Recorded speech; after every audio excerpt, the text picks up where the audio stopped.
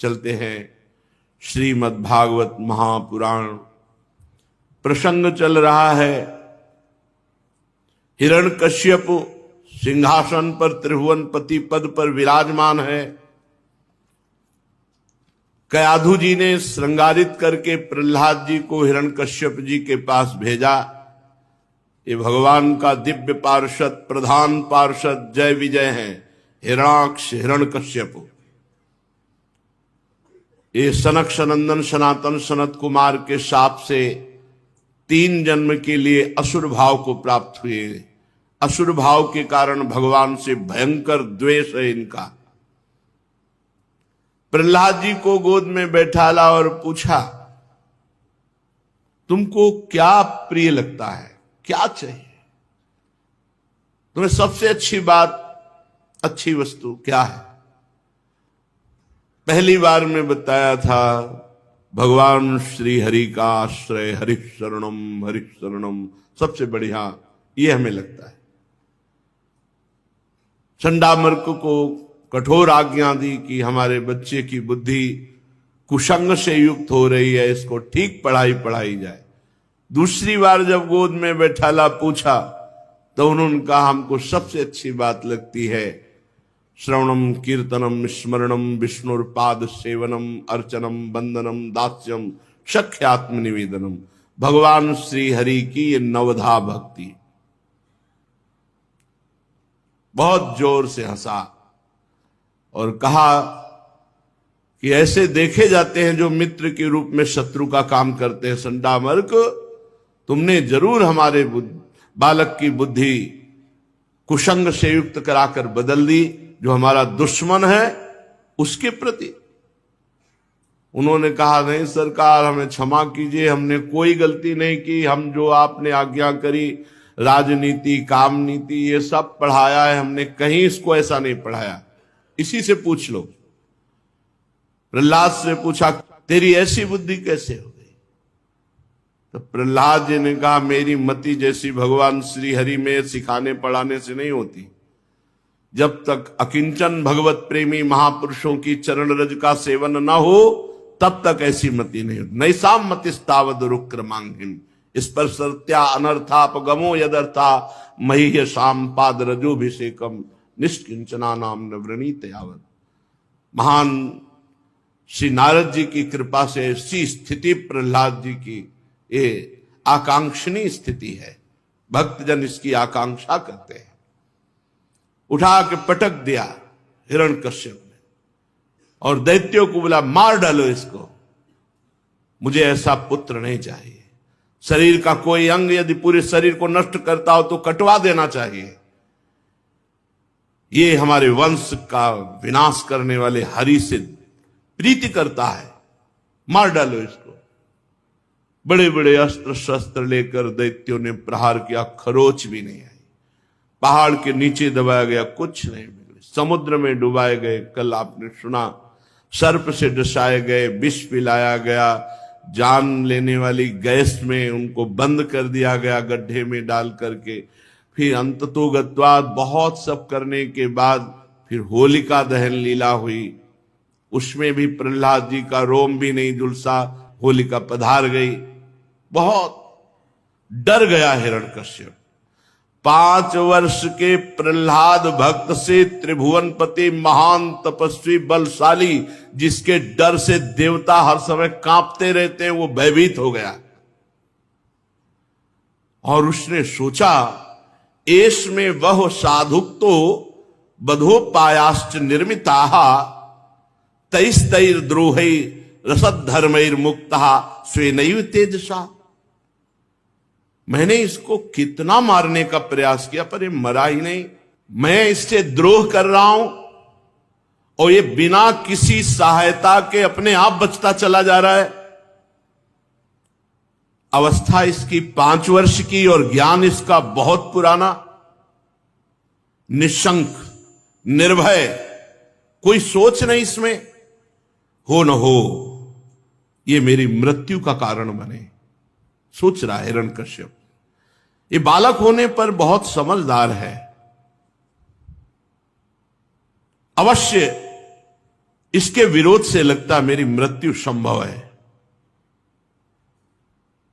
चेहरा उतर गया हिरण्यकश्यप का, भयभीत हो गया। शुक्राचार्य के पुत्र संडामर्क जी हिरण्यकश्यप से कहा, मैं एकांत में मिलना चाहता हूं। एकांत में मिले।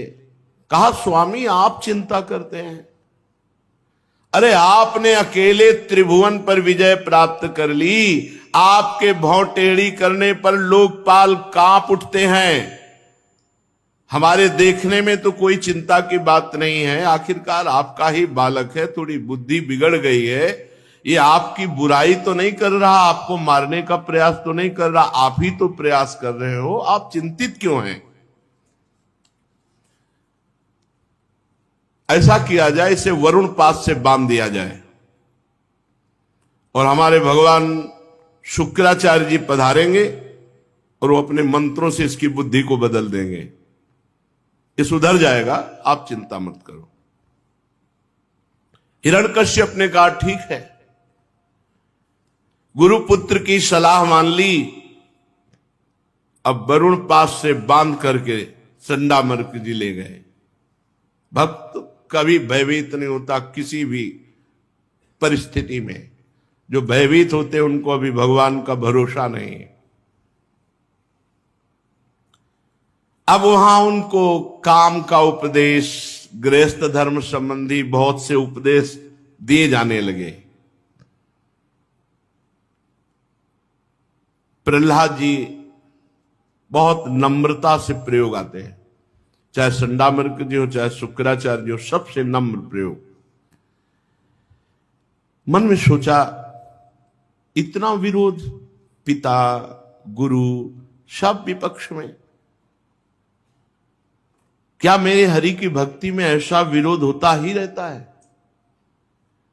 पर हरि तो रक्षक हैं, फिर डरना क्या। एक दिन अवसर मिला, ये संतों से कथा सुनी, ऐसे ही अकेले चिंतन करते हुए जा रहे थे, तो एक जो कुंभकार पात्र मिट्टी के बनाते हैं, तो उनकी पत्नी बाहर बैठी हुई रो रही थी, हाय मैं क्या करूं, मेरी बुद्धि मारी गई। प्रहलाद जी ने कहा, क्या हो गया? बोले, 2 बिल्ली के बच्चे थे और मुझे ध्यान नहीं रहा, एक माट में थे और वो माट आवे के बीच में रख दिया और उसमें आग लगा दी। अब तो भगवान ही बचा सकते हैं, दूसरे किसी की सामर्थ्य नहीं। तो आग के बीच में रखे हुए बच्चे, तुझे विश्वास है भगवान बचा दे? पक्का। कब खोलेगी? कल, जब मैं आऊं तब खोलना। प्रहलाद जी गुरु जी के यहां से जब अध्ययन से छुट्टी मिली तो सीधे वहां गए। आवा खोला गया, सब मटकियां पक चुकी थी, लेकिन जिसमें बिल्ली के बच्चे थे उसमें आंच भी नहीं लगी थी। प्रहलाद जी बार बार भगवान को के, ऐसे मेरे कृपालु भगवान सबकी रक्षा करते हैं जो भगवद आश्रित होता है। अपने स्वामी प्रभु श्री हरि में पूर्ण निष्ठावान, पूर्ण निर्भय श्री प्रहलाद जी, जो भोगों में रत हैं उनको तो भोग की बात अच्छी लगती, पर जो भगवान में रत है उनको विश्वत लगती है। यहां एक आचरण भक्त का शिक्षास्पद प्रहलाद जी दे रहे हैं कि अपने घर में भक्ति कर रहे हैं हम, घर वाले विरोध कर रहे हैं, तो हमको ऐसे रहना है जैसे प्रहलाद जी, बिल्कुल रुचि नहीं रही बातें पर शांत बैठे हैं, पढ़ते नजर आ रहे हैं और बिल्कुल नहीं रुचि रही। ऐसे ही घर की बातें बिल्कुल ना रुचे, उनकी विरोध की बातें बिल्कुल ना रुचे, पर अपने को शांत रहना है, अपनी भक्ति को छुपा के रखना है, अपने को विरोध भाव वहां प्रकट नहीं करना। प्रहलाद जी ने यहां अभी तक कोई विरोध नहीं प्रकट किया, इतना मारपीट, इतना सब, प्रहलाद जी ने कोई विरोध प्रकट नहीं किया।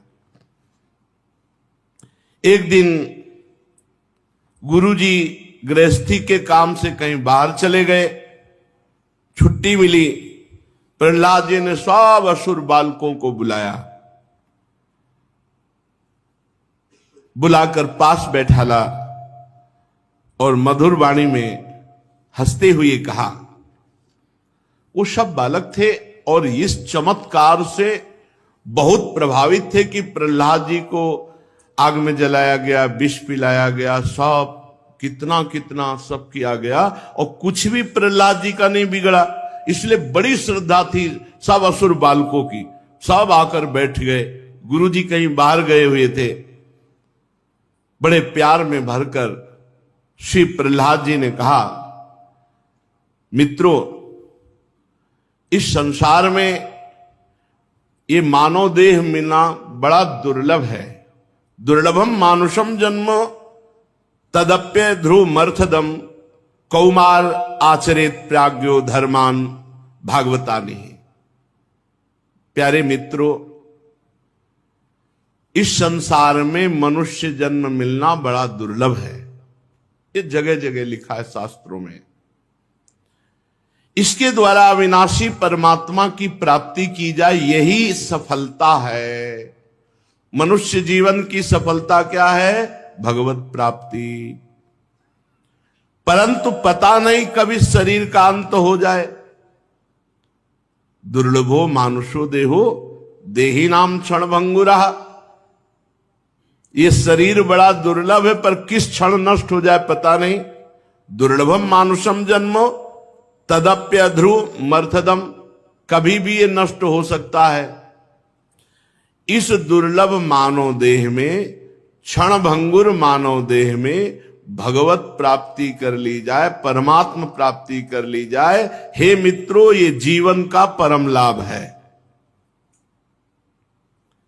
बुद्धिमान पुरुष को चाहिए कि जवानी या बुढ़ापे के लिए भजन को न छोड़े। प्रहलाद जी समझा रहे हैं दोस्तों को कि भाई ये दुर्लभ मानव देह है, पर क्षण भंगुर है, कभी भी नष्ट हो सकती है। और इस मानव देह का परम लाभ है भगवत प्राप्ति। और इसके लिए कौमार आचरेत प्राज्ञो धर्मान भागवतानि। कुमार अवस्था से ही भजन शुरू कर देना चाहिए। जवानी और बुढ़ापे के भरोसे नहीं रहना चाहिए कि बुढ़ापे पे भजन नहीं होता। बुढ़ापे पे भजन नहीं होता। जब तुमने अभ्यास बचपन से भजन का किया है, जवानी में भजन का अभ्यास किया है, तो बुढ़ापे में भी भजन हो जाएगा। नहीं, बुढ़ापे में भजन नहीं होता। हमने बहुत वृद्धों को देखा, प्रपंच के सिवा कुछ नहीं रहता। भगवान को प्रेम करने वाले किसी अव्यवस्था से भगवान के मार्ग में नहीं आते। जब तक भजन नहीं तब तक। इसीलिए कहते हैं मत बनो बाबा जी। यार, बेईमानी की जरूरत नहीं है। मेहनत करो, 500 रुपया लेबरी के मिलते हैं। घर परिवार का पोषण करो, राधा राधा जपो, भगवान की प्राप्ति हो जाएगी। बाबा जी बनने में बहुत डट के भजन करने की जरूरत है। नहीं तो प्रणाम, नमस्कार, वस्त्र, भोजन, ये जो समाज का हम लेते हैं, ये सब कर्जा है। बहुत सोच समझ के। ये जो लोग कहते हैं ना कि बुढ़ापे पे भजन, बुढ़ापे पे सन्यास उसका सफल होता है जिसका ब्रह्मचर्य ठीक रहा है। जो प्रारंभ की नींव सही रही है ब्रह्मचर्य आश्रम से, वो गृहस्थ आश्रम में धर्म पूर्वक, फिर गृहस्थ आश्रम से वानप्रस्थ संन्यास, ऐसी पद्धति है। चित्त वृत्ति को सच्चिदानंद प्रभु में एकांत में लगाना है। भगवान श्री कृष्णचंद्र जी के वचन है कि बांस का दंड लेने मात्र से वो सन्यासी नहीं हो जाता। वाणी का मौन, शरीर का निष्क्रिय, मन का निसंकल्प, जब तक ये 3 दंड नहीं तो त्रिदंडी नहीं कहा जाएगा। ये दुर्लभ मनुष्य जन्म भगवत प्राप्ति के लिए है। इसका मतलब ये नहीं कि सब बाबा जी बन जाए। बाबा जी कोई भगवत प्राप्ति का मतलब नहीं। चित्त की वृत्ति जो भगवान में लगा दे, संसार से निवृत्त करके, चाहे वो गृहस्थ हो या विरक्त, 2 मार्ग बनाए गए हैं। ये भगवान की प्राप्ति का मार्ग है, भगवान को रिझाने के लिए है। और वो है चित्त से। अगर चित्त की वृत्ति प्रभु में नहीं लगी है तो केवल वस्त्र परिवर्तन मात्र से भगवत प्रसन्नता या भगवत प्राप्ति नहीं होती। वेशधारी हरि के उर साले, वेश रख लिया और भजन नहीं है तो भगवान को बदनामी कराते, भगवान की निंदा कराते, भगवान को दुख पहुंचता है। भगवत ऋषिक जी सिद्ध महापुरुष है, वो कह रहे वेशधारी हरि के उर्शाल, वो हरि के हृदय को कष्ट देते हैं। कौमार आचरित प्राज्ञो धर्मान भागवतानि, कुमार अवस्था से जो भजन में लग गया तो पक्का वो सिद्ध हो जाएगा यदि सही मार्ग का अनुसरण कर ले, क्योंकि कोरी मटकी में बहुत बढ़िया दही जमता है। ऐसे ही संसार में अभी प्रकट हुआ छोटी अवस्था और भगवान में चित्त जोड़ दिया तो पहुंच जाता है, ढनंगते ढनंगते पहुंच जाता है। इसका मतलब ये नहीं कि केवल बाबा जी ही बन करके वो पहुंच जाता, नहीं, बहुत से ऐसे गृहस्थ हुए जो शुरू से भजन की पद्धति और गृहस्थी में उनके पुत्र परिवार आदि भी हैं और बड़े ऊंची कोटि के महात्मा हैं। एक गांव तो गंगा किनारे मिला कि हमें लगता है कि 50% ब्रह्मबोध संपन्न महापुरुष होंगे गृहस्थ। जब शाम के बैठे आकर के तो श्री स्वामी सर्वेश्वरानंद जी नैमिषारण्य के नारदानंद जी के शिष्य और अपने लोग लगभग 20 संत थे और वो करीब 100 लोग एकत्रित, और 100 ऐसे प्रश्न कर रहे थे क्योंकि सब आत्मज्ञानी महापुरुष। तो वो कह रहे थे गंगा का किनारा है, देखो भाई, हम लोगों से गए, देखो भाई गृहस्थों को देखो, सब आत्मज्ञानी महापुरुष है। सर्वेश्वरानंद जी कह रहे, तो ऐसा नहीं कि गृहस्थ में भक्त नहीं होते, ज्ञानी नहीं होते, ब्रह्मबोध नहीं होते। मार्ग है, एक विरक्त मार्ग है, गृहस्थ मार्ग, दोनों भगवान के लाड़िले, और अगर सही ढंग से चले तो दोनों भगवान को प्राप्त होते हैं। कुमार अवस्था से भजन में चित्त को जोड़ना चाहिए। ये जो माता पिता बालकों को आधुनिक शिक्षा केवल देते हैं, आध्यात्मिक की शिक्षा नहीं देते ना, यही बच्चे आधुनिकता के प्रवाह में बह करके नशा करने लगते हैं, गंदे आचरण करने लगते हैं। फिर माता पिता के साथ व्यवहार भी इनका बहुत अभद्र होता है, क्योंकि आध्यात्मिक इनके अंदर कोई ज्ञान होता नहीं, आध्यात्मिक भय कोई होता नहीं भगवान आदि का, तो ये अभद्र व्यवहार करते हैं।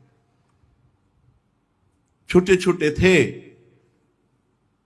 माता पिता देखो सुबह सुबह उठ कर पहले धरती माँ के पैर छुओ, हमारे छुओ, पिताजी के छुओ, और ऐसे हाथ करो, और ऐसे चूमो हाथ को, कराग्रे वस्ते लक्ष्मी कर मध्य सरस्वती, ये सिखाया गया था प्रारंभ में।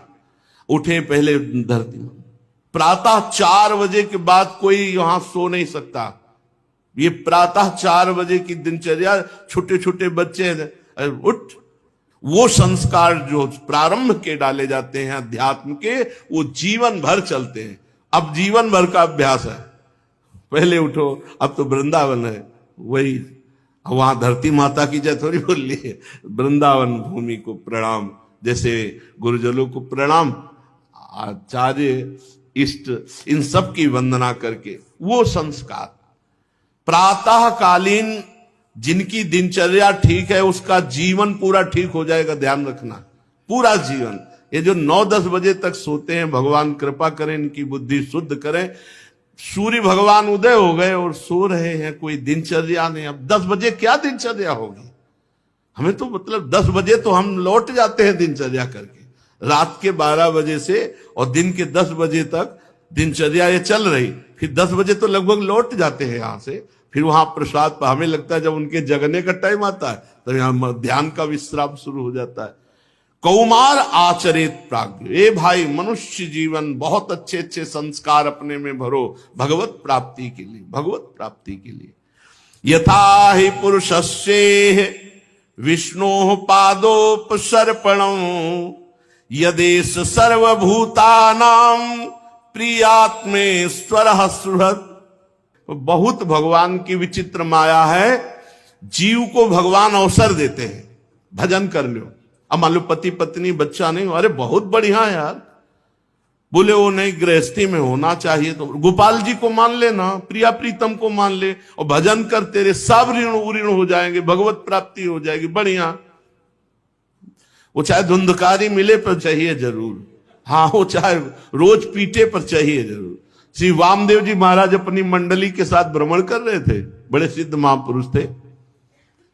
जब वृंदावन आए थे तो उस समय मंडलियां चलती थी, अब धीरे धीरे मंडलियों का विश्राम हो रहा है, सब अपने अपने तीर्थ स्थानों में वास कर रहे। तो देखा कि जवान आदमी बूढ़े आदमी को पीट रहा था जूता से। तो वामदेव जी ने मंडली से कहा आप चलिए मार है। उसके पास गए, बाबा ये कौन मार रहा था आपको? उनका बेटा मार रहा था। बड़ी समस्या होगी आपके जीवन में। आइए, मंडली में सब कुछ है, आप पैदल नहीं चलेंगे तो गाड़ी व्यवस्था है, भोजन व्यवस्था है, नाम जप कीजिए, भगवान का कीर्तन कीजिए, कथा सुनिए। आइए। तो बोले तुम्हारा क्या इसमें जा रहा, बेटा मेरा मुझे मार रहा, चल यहां से। वामदेव जी को ऐसा ममता मोह की जंजीर है कि जीव जूता खा के भी वही। गोस्वामी तुलसीदास जी ने पद सिर त्राण बजय, पद सिर त्राण बजय, बहुत पद त्राण कहते जूता को। जूता खोपड़ी में बज रहा फिर भी ज्ञान नहीं आ रहा, जीव उसी माया की तरफ जा रहा है। भजन के बिना जीवन व्यर्थ है, बिल्कुल सच्ची मान लीजिए। मनुष्य जन्म में श्री भगवान के चरणों की शरण लेना ही जीवन की सफलता है।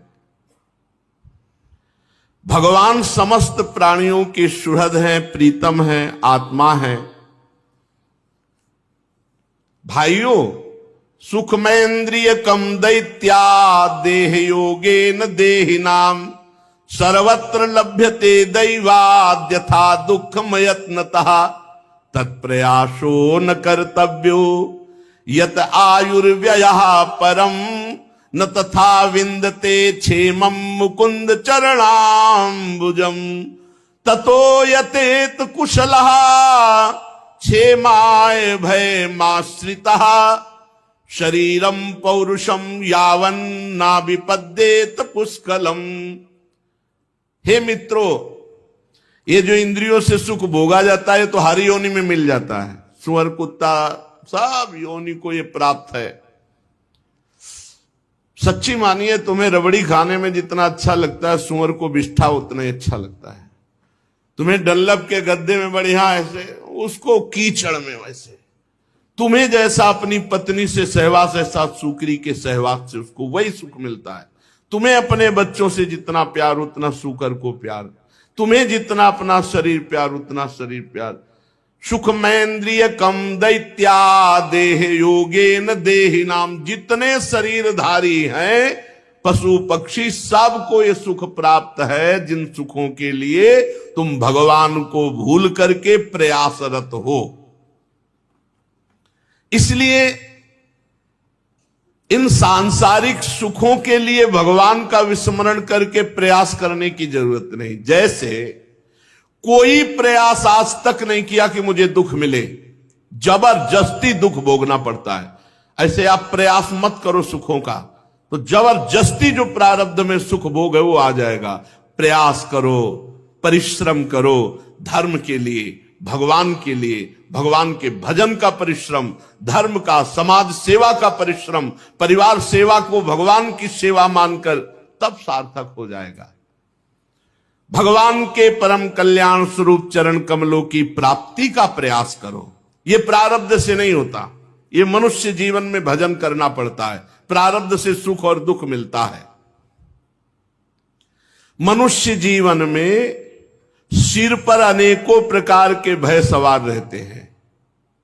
इसलिए जब तक तुम्हारा शरीर क्षेमाय भयमाश्रितः, जब तक तुम्हारा शरीर स्वस्थ है, रोग ग्रसित नहीं हुए हो, विपत्ति ने घेरा नहीं, तब तक भजन का अभ्यास कर लो। नहीं, रोग विपत्ति दुख में फिर भजन नहीं होता। फिर तो बस आहा निकलती रहती। भजन में चित्तन, भजन का अभ्यास किया है तो भजन होगा। बुद्धिमान पुरुष को चाहिए कि स्वस्थ अवस्था में जब तक शोक दुख विपत्ति नहीं घेरा तब तक भजन का अभ्यास कर लो, नहीं फिर भजन नहीं होने वाला। मनुष्य की पूरी आयु 100 वर्ष की है। पुंसो वर्ष शतम आयुष तदर्धम चाजितात्मनः निष्फलम यद सौरात्र्याम सेतेन्धम प्रापितस्तमः मुग्धस्य बाल्ये कौमारे क्रीडतो याति विंशतिः जरयाग्रस्त देहस्य याति कल्पस्य विंशतिः। मनुष्य की पूरी आयु कितनी? 100 वर्ष की। जिन्होंने अपनी इंद्रियों के वश में होकर के मनमानी आचरण किए तो आधा जीवन तो उनका पागलपन में बीत गया। जो बीच का जीवन है जवानी वाला, इसमें एक बुखार चढ़ता है वासना का। यौवन ज्वर के नहीं बल कावा। जवानी में एक अंधकार छाता है अज्ञान और भोग वासना का। आधा जीवन तो चौपट हो गया उसी में। रात घोर तमोगुण अज्ञानग्रस्त होकर मुर्दे की तरह सोते रहना या भोग आदि में, आधी आयु तो बर्बाद हो गई। बचपन अज्ञान में व्यतीत होता है। बड़े भाग्यशाली घर के बच्चे हैं जिनको ये सिखाया जाता है, हनुमान चालीसा पढ़ो, शिव चालीसा पढ़ो, दुर्गा चालीसा पढ़ो, चलो रामायण पढ़ो, रामायण सुनो। ये कक्षा 5 में जब जाते थे तो तिलक लगा के त्रिपुंड, सुबह नहा करके इतनी चालीसा सब थी। उनका अध्ययन, रोज पाठ करना। शाम के भगवान की ऐसी कृपा थी कि तखत पड़े थे, संतजन आते थे, भागवत की कथा, रामायण की चर्चा, और 10-20 बूढ़े बैठ गए और भगवत चर्चा। एक एक अक्षर ऐसी सावधानी से सुनते थे। 5, 4, 9, 4 और कक्षा पढ़ पाए 9 तक। 9th साइंस साइड पास हुए और मन में बस एक बात आ गई, मुझे भगवान की प्राप्ति करनी। भागो संसार से, भागो भगवत नाम, भगवत चिंतन, भगवत आराधना। जब हमारे संस्कार प्रारंभ से डाले जाते हैं तब वो उत्तम कोटि के बनते हैं। अब बहुत कठिन है संस्कार मोबाइल वाला। बहुत सावधानी से गृहस्थी का निर्वाह करे तो गृहस्थ धर्म भगवत प्राप्ति कराने में समर्थ है। बाल्यावस्था तो खेल कूद पागलपन में कुछ ज्ञान होता नहीं।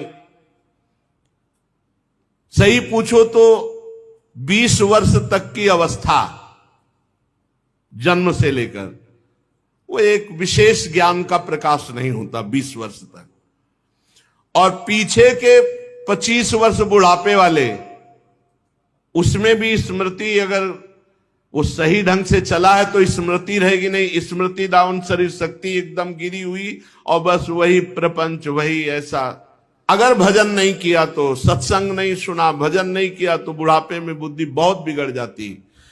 20 वर्ष पहले के और 25 वर्ष बाद के, ये बिल्कुल बेकार अवस्था।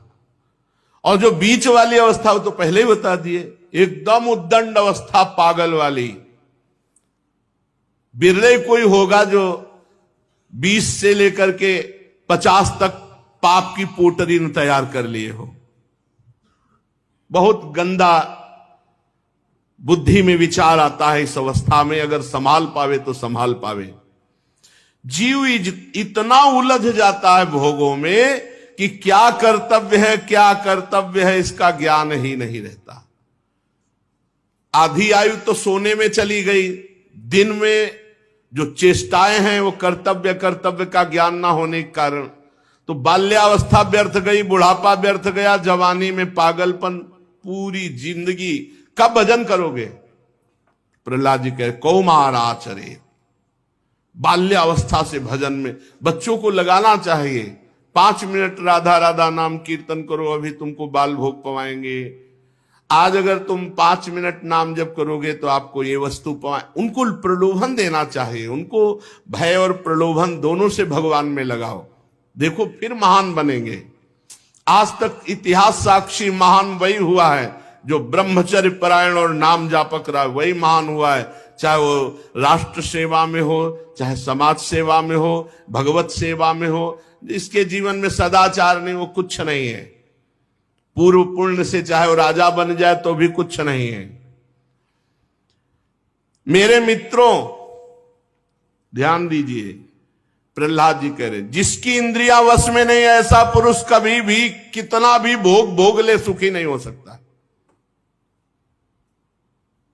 इंद्रियां वश में नहीं, चाहे जो भोग भोग लो, कभी तृप्ति नहीं होने वाली। भूत के लड्डू हैं, चाहे जितना खाओ न तृप्ति। और खास बात है, ना खाए तो जले और खाए तो जले।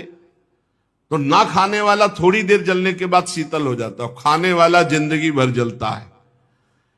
घर गृहस्थी के भोगों को जिसकी इंद्रियां वश में नहीं है, भोगते भोगते बुढ़ापा आ जाए फिर भी तृप्ति नहीं होनी। माया की मजबूत रस्सी से अपने आप को बांधता जाता है। जहां छुड़ाने के लिए मनुष्य शरीर मिला था, वहां अपने को और बांध दिया। चोर, सेवक, व्यापारी जिसे प्राणों से भी अधिक प्यार करते हैं, वो जान की बाजी लगाकर धन कमाने में जीवन व्यतीत करने लगता। भोग, धन। भला धन की तृष्णा को कौन त्याग सकता है? अज्ञान की इतनी बात कि छोटी छोटी जगह में, छोटी छोटी वस्तु में, छोटे छोटे बंटवारे में, छोटी छोटी बातों में अज्ञान के कारण अमूल्य जीवन को नष्ट करके अपना जीवन नष्ट कर देते हैं। कोई कोई तो अपनी प्रीतमा पत्नी के एकांत से 5 वर्ष के हैं प्रहलाद जी, लेकिन संपूर्ण ज्ञान है। जैसे कोई ये सोचे कि भक्तों को ऐसा ज्ञान कैसे हो जाता है, गृहस्थी में तो गए नहीं, देखो ये तो 5 वर्ष के पूरा ज्ञान है।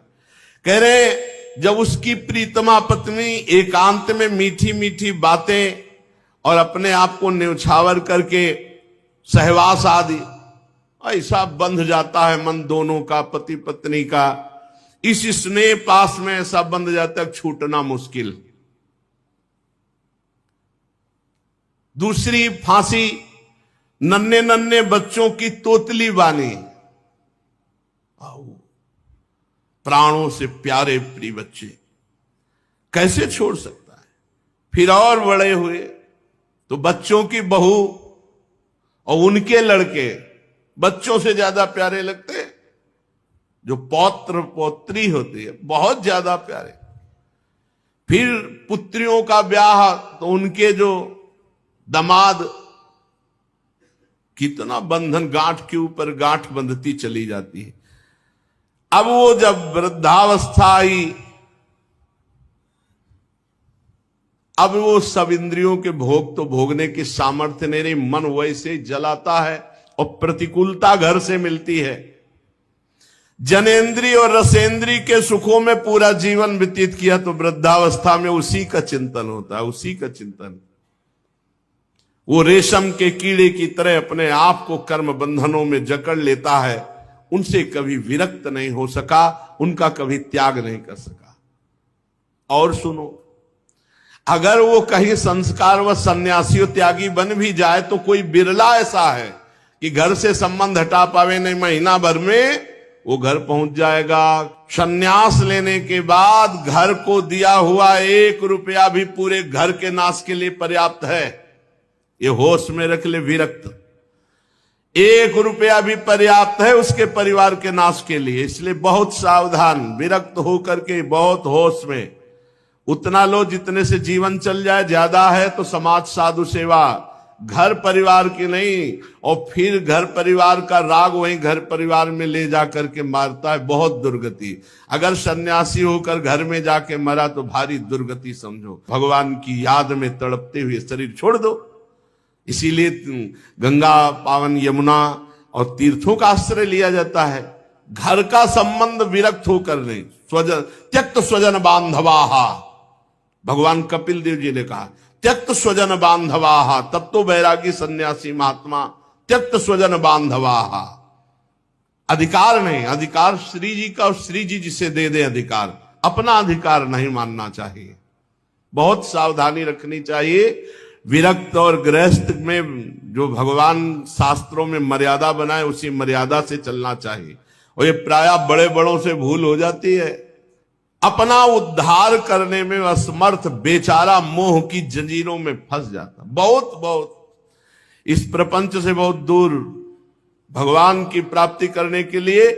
गृहस्थ अपने परिवार का अगर कोई बाबा जी हो तो हमारी प्रार्थना, भूल कर कभी उसकी वस्तु, वस्त्र, रुपया, पैसा कभी भूल कर न ले लेना, तुम्हारा विनाश करके वो निकलेगा पक्का। बहुत सावधान, बहुत सावधान। अपने परिवार को विष देने से डरे। विरक्त साधक अगर एक भी वस्त्र कुछ भी वो विष की तरह काम करेगा जाके तुम्हारे परिवार में, ऐसा ना सोचे कि ये हमारी कमाई है। नहीं, तुम संत हो केवल तुम्हारे पोषण के लिए, या संत सेवा या श्री जी के लिए है, उसका परिवार का किसी भी तरह का पोषण या सुविधा उसका भोग नहीं कराना चाहिए। परिवार वाले अगर कभी आवे भी तो आप अपने पैसे का खाओ, आप अपने पैसे से रहो, और कुछ 100, 200, 500 जो धर्म के कमाए हो साधु सेवा में लगाओ, फिर जाओ तो तुम्हारा कल्याण होगा। अरे वो भजन कर रहा है तो तुम तो गृहस्थी में हो, तो तुम अपनी मर्यादा से रहो गृहस्थी में। ये थोड़ी कि तुम उसके संबंध से पैर पूजो और सुविधाओं का भोग करो। बहुत समझना चाहिए। इसलिए ततो विदुरात परिहृत्य दैत्या दैत्येषु संगम विषयात्मकेषु उपेत नारायण मादि देवम सामुक्त संगैरिषितोपवर्गः।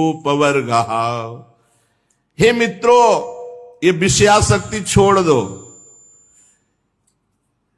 आसुरी भाव को छोड़ दो।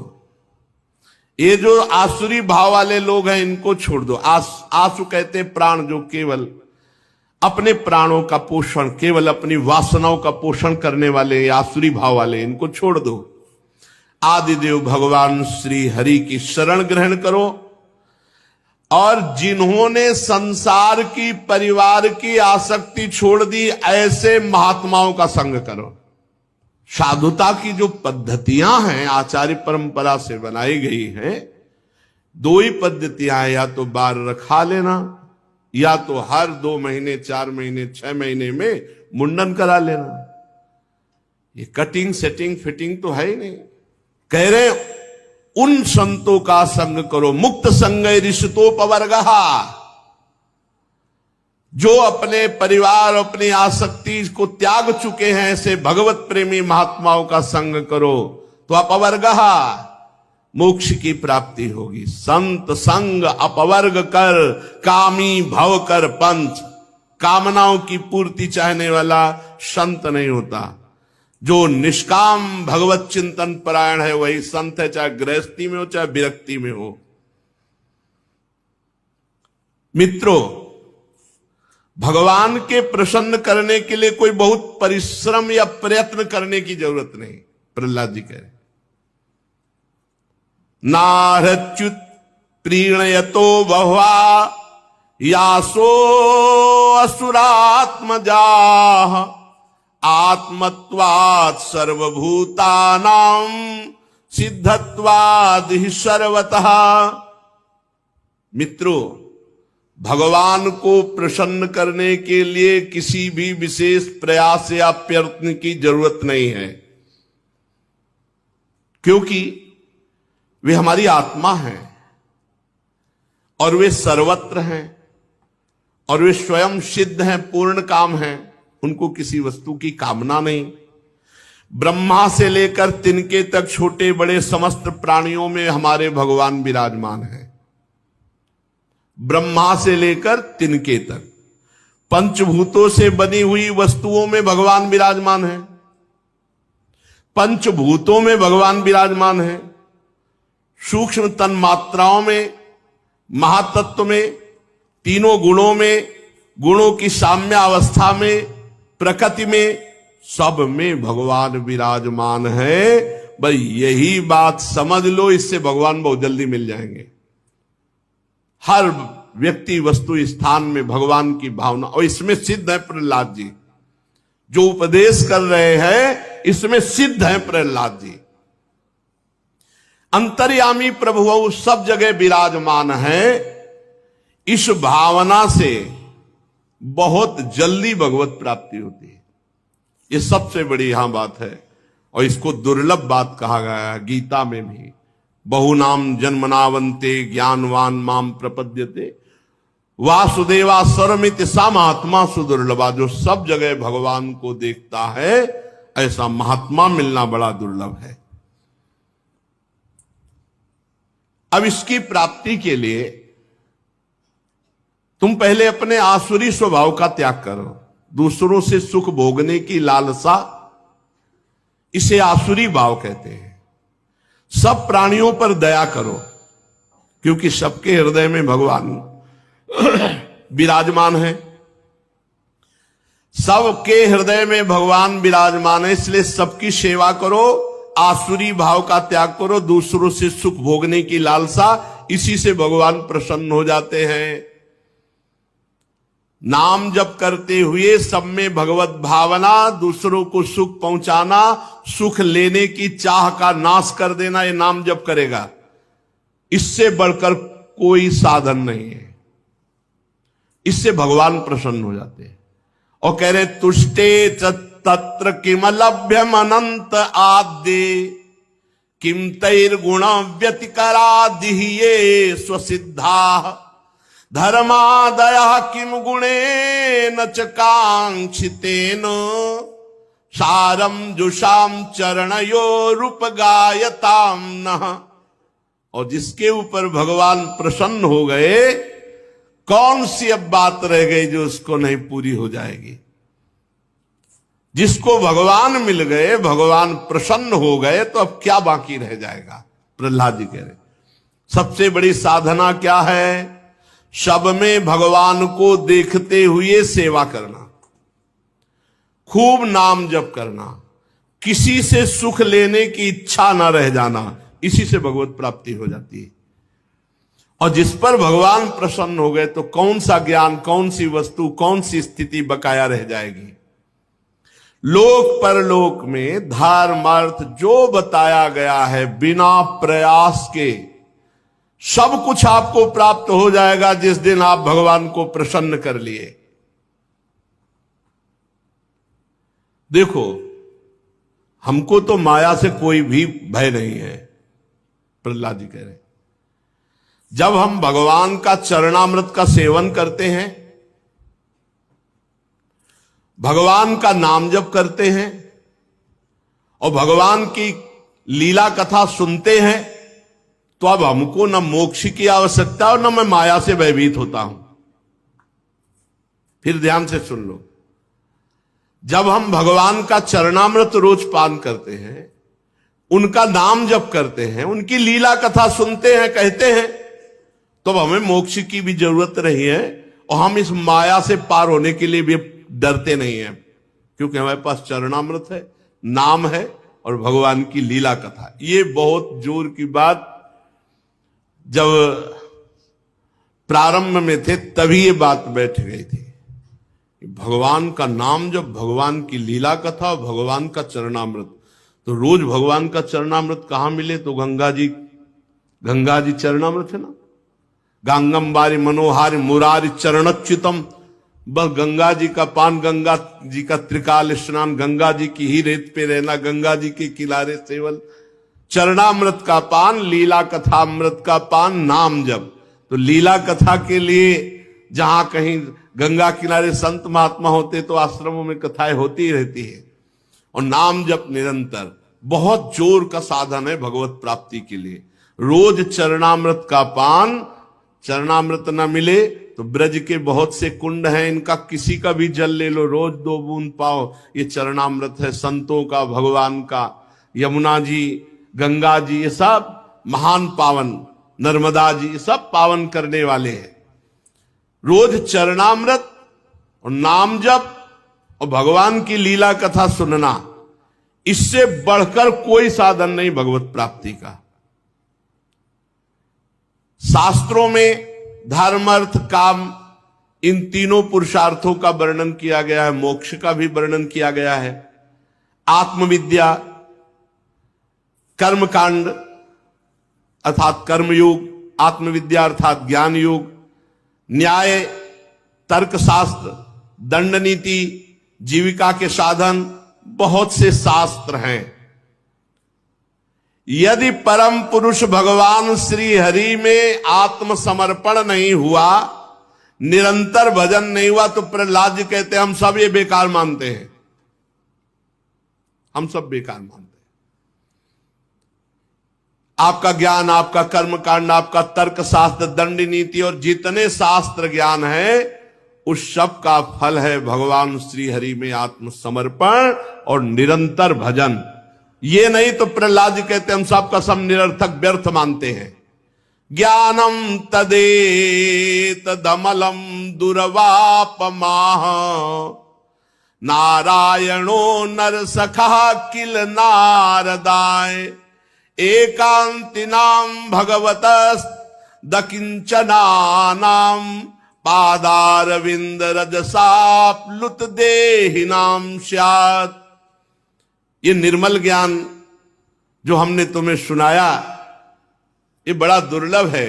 हे असुर मित्रों, ये पहले नर नारायण ने नारद जी को उपदेश किया था और नारद जी से ये ज्ञान हमको प्राप्त हुआ। भगवान के अनन्य प्रेमी अकिंचन भक्तों की चरण धूलि को जब तक अपने शरीर में नहीं लगाया जाएगा तब तक ये दुर्लभ ज्ञान, ये दुर्लभ निरंतर भजन करने की वृत्ति, ये दुर्लभ भगवान को आत्मसमर्पण ये नहीं होता। ये विज्ञान सहित ज्ञान विशुद्ध भागवत धर्म है। इसे मैंने अपने गुरुदेव देवर्षि नारद जी के मुंह से पहले पहल सुना था। प्रहलाद जी के मित्रों ने कहा कि प्रहलाद जी गुरु पुत्र तो ये संडामर्क जी हैं और बचपन से आप इनके पास हैं, तो आपके नारद जी कब से गुरु हो गए? प्रियवर, यदि सुनने के हम अधिकारी हैं तो आप इस बात को प्रकाशित करें कि संडामर्क के सिवा देवर्षि नारद जी आपके कब और कैसे गुरु बने। सुशेष चर्चा आगे। श्री राधा वल्लभ लाल की जय।